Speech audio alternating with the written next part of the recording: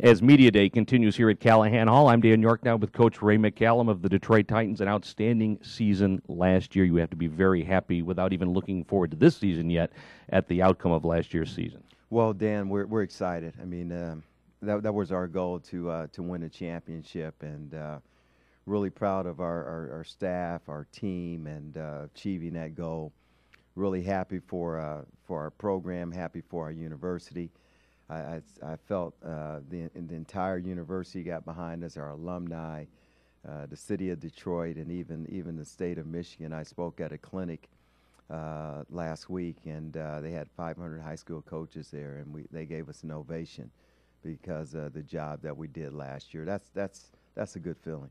Let's talk to Ray McCallum, the dad, for 1 minute. Obviously, you knew that your son had great basketball talent, but even you have to be just impressed, proud. Any of those words put together at the outcome of your son's years here at U of D so far?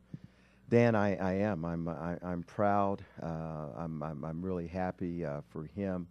As I think Mark interviewed him and talked about the opportunities that he had. I said, we've got a great vision for you here. You can make a difference here.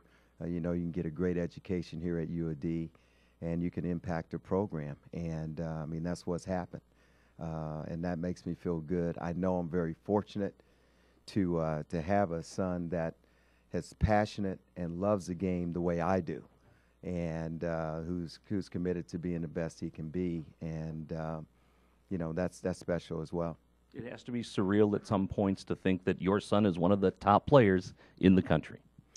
Well, I tell you, it's something that, what I expect for him to be the best that he can be. And when you've grown up with the basketball from birth and just being around me as a coach for his entire life, and being around the game of basketball and good players, and being able to watch and evaluate and having film sessions when you're in elementary school, I feel like it's no excuse, to not, be a good player. And I always say you get out of your game what you put into it, and he has put an awful lot into it.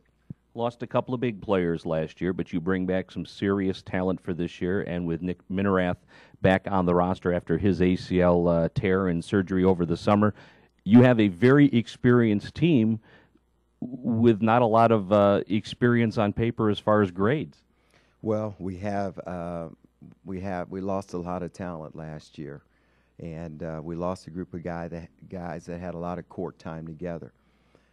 We have a group of 4 guys returning that have started, but really not together. It was Doug's first year, and we had Nick for the first 3 or 4 games. So getting Nick back healthy is going to be important. And he's doing a great job of health-wise and playing at a high level. Doug Anderson has that year under his belt, so we expect for him to have an outstanding year. Those are 2 seniors that are going to lead us. And then Ray and Jason, we've said it, the best thing about freshmen, they become sophomores, and that's what we saw down the stretch of the season. Those 2 guards as sophomores really set the tone and did a great job of in the Horizon League tournament. That's why they were named all-tournament. And you'll have some inexperienced height, 2 gentlemen you brought in from Nigeria, is that correct? And one from Germany that give you some height, but obviously not a lot of experience. We do have height. I think size-wise, we're probably about the same size as we were last year with the 2 Nigerian kids, but we've added some more depth up front. Which is going to help us. And, I always say they determine who I play. I don't, based on what they do in practice and their growth in the game.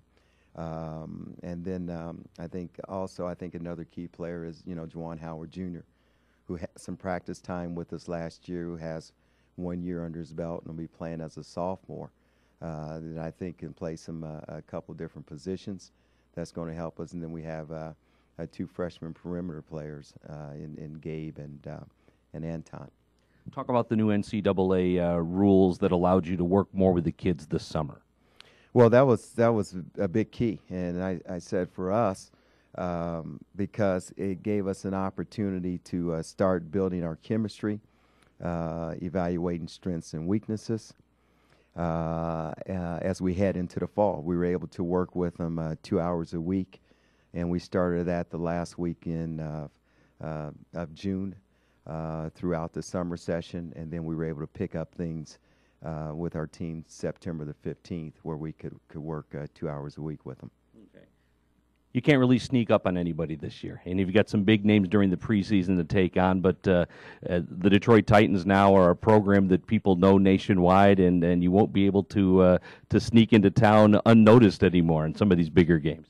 Well, Dan, coming in, I felt like, you know, we were the hunters.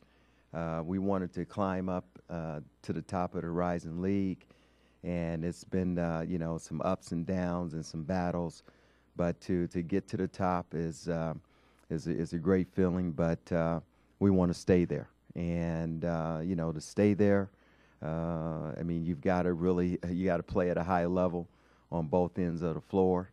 And but that's where we want to be. I mean, I'd much rather be picked at the top than on the bottom. But I think it's more challenging to stay at the top, because you're going to get everyone's best game in the conference. If you look at our schedule, there's a lot of marquee games. All of a sudden, last year, rivalry week, we were at Butler, the Super Bowl Saturday playing on ESPN2, and this year, rivalry week, all of a sudden it's Valpo. We'll be at Valpo's place on February the 16th, playing on ESPN as well. So, who's our rivalry? I mean, you know, the nice thing is that we've grown and getting respect for our program to be featured in those type of opportunities with national recognition.